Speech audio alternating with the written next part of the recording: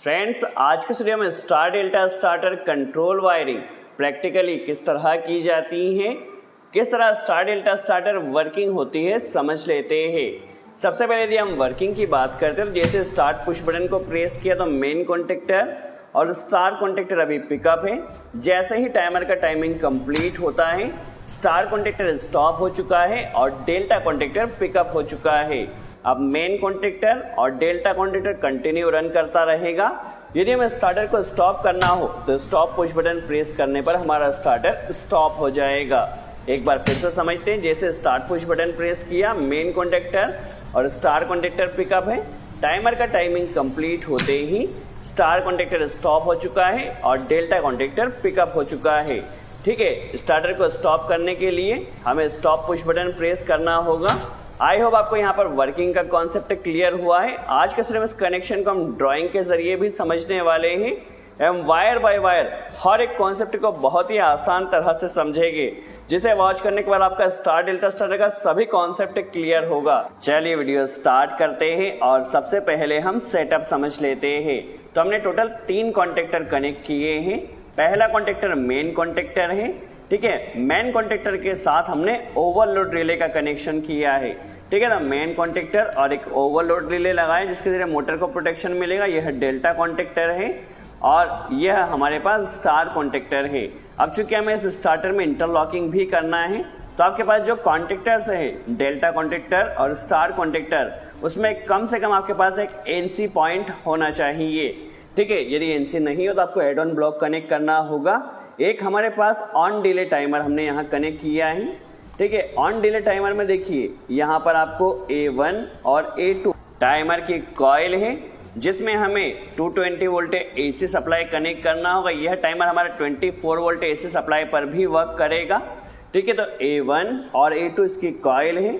ठीक है, इसके अलावा यहाँ पर हमारे पास 2 ऑक्सिलरी कॉन्टेक्ट्स दिए गए जैसे 15 और 16 NC है और 15 के साथ 18 NO है। ठीक है, यह 15 और यह 16 आपस में NC है और 15 के साथ 18 NO है। ठीक है, फर्स्ट ऑक्सिलरी कॉन्टेक्ट्स हो चुका है। सेकंड हमारे पास 25 और 26 आपस में NC होता है और 28 NO है। ठीक है, 25 और 26 यह NC है और 28 नंबर पॉइंट यह NO है। ठीक है, अभी हमारे पास इस स्टार्टर में हमें एक कॉमन NO और NC का यूज़ करना है। सेटिंग की बात की जाए तो 3 सेकंड, यदि मैक्सिमम आपको 3 सेकंड पर टाइमर को रखना है तो आप यहाँ पर दोनों ही नॉब को इस तरह से सेलेक्ट कर दीजिए। टाइमर 3 सेकंड के लिए प्रोग्राम हो गया है। हमें 30 सेकंड के लिए प्रोग्राम करना है। फर्स्ट नॉब को इस तरफ और सेकंड नॉब को इस तरफ। ठीक है, आप इस टाइमर को 3 मिनट के लिए भी प्रोग्राम कर सकते हैं, 30 मिनट के लिए भी प्रोग्राम कर सकते हैं। अभी के लिए हमने इसे 30 सेकंड के लिए प्रोग्राम किया है और टाइमर की सेटिंग 5 सेकंड रखी है। ठीक है, 5 सेकंड अभी हमने टाइमर की सेटिंग रखी है। एक स्टॉप पुश बटन और एक स्टार्ट पुश बटन कनेक्ट किया है। चलिए, कनेक्शन किस तरह से किया जाएगा पहले हम ड्राइंग में समझ लेते हैं।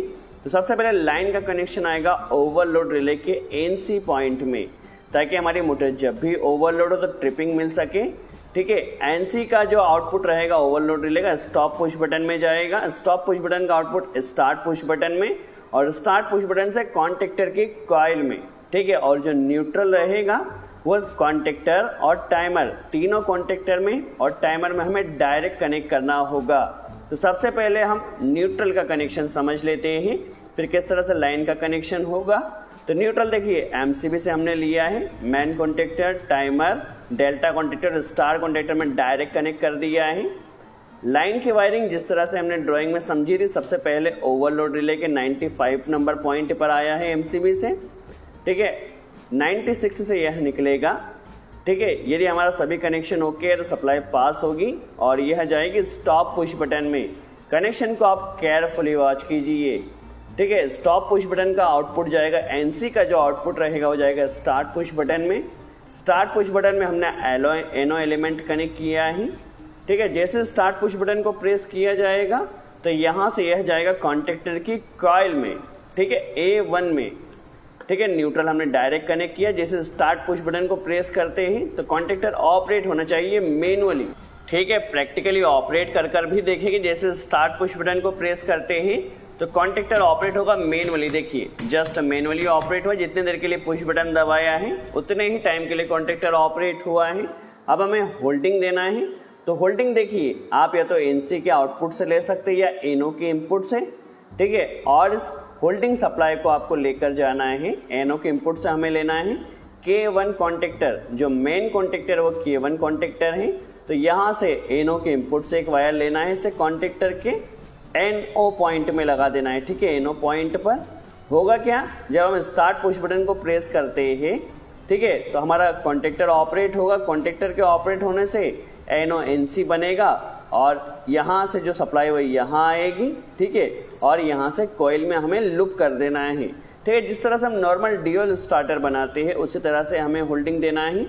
काफ़ी सिंपल है। सबसे पहले हमें क्या करना है, एक कनेक्टर कॉइल से एनओ में हमने लूप कर देना है, ठीक है। अब होल्डिंग सप्लाई हम यहाँ से ले रहे हैं एनओ के इनपुट से, ठीक है। एनओ के इनपुट से होल्डिंग सप्लाई लिया है और इसे कनेक्ट करना है जो कॉन्टेक्टर का एनओ टर्मिनल है, ठीक है। होल्डिंग सप्लाई इस एनओ में कंटिन्यू आती रहेगी।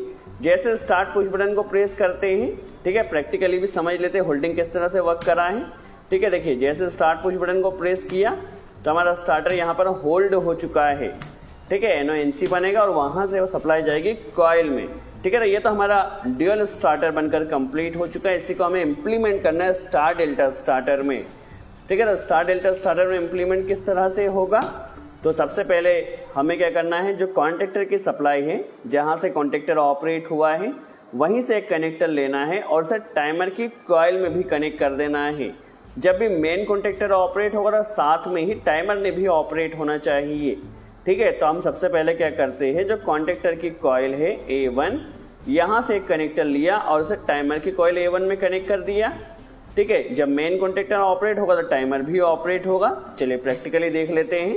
देखिए मेन कॉन्टेक्टर ऑपरेट है तो साथ में टाइमर भी ऑपरेट है, ठीक है। अभी आपको जस्ट सिंपल सा कॉन्सेप्ट समझना है। जब हम स्टार्ट पुश बटन प्रेस करते हैं तो साथ में होता क्या है, मेन कॉन्टेक्टर और स्टार कॉन्टेक्टर, ठीक है। मेन कॉन्टेक्टर और स्टार कॉन्टेक्टर पिकअप होता है। टाइमर में जितना टाइम सेट है तब तक स्टार कॉन्टेक्टर वर्क करेगा। जैसे ही टाइमिंग कंप्लीट होता है तो डेल्टा कॉन्टेक्टर पिकअप होगा और स्टार कॉन्टेक्टर स्टॉप हो जाएगा, ठीक है। तो किस तरह से वर्किंग रहेगी, सबसे पहले हमें क्या लेना है, टाइमर के एनसी में जितना टाइम हमने टाइमर में सेट किया उतने टाइम तक एनसी से सप्लाई निकलेगी 5 सेकंड तक, ठीक है। 5 सेकंड तक क्या रहेगी, कॉमन की सप्लाई एनसी से निकलती रहेगी, 15 की सप्लाई 16 से। जितना टाइम हमने टाइमर में सेट किया उतने टाइम तक, ठीक है। तो एनसी से सप्लाई निकलेगी। अब हमें इंटरलॉकिंग भी करना है, तो इंटरलॉकिंग के लिए हमने क्या किया, डेल्टा कॉन्टेक्टर का एनसी यूज़ करना है और इससे स्टार कॉन्टेक्टर को ऑपरेट कर देना है। तो सबसे पहले टाइमर की कॉइल से हमने कनेक्टर लिया है और उसे टाइमर के कॉमन जो 15 नंबर पॉइंट है यहाँ कनेक्ट कर दिया है, ठीक है। यहाँ पर सप्लाई आ रही है।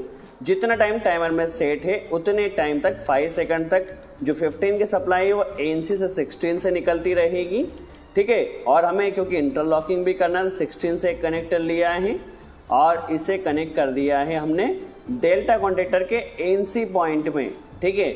जब डेल्टा कॉन्टेक्टर स्टॉप रहेगा तो यह सप्लाई निकलेगी और जाएगी स्टार कॉन्टेक्टर की कॉइल में, ठीक है। जब डेल्टा कॉन्टेक्टर स्टॉप रहेगा, टाइमर का टाइमिंग रन करता रहेगा, तभी स्टार कॉन्टेक्टर ऑपरेट होगा, ठीक है।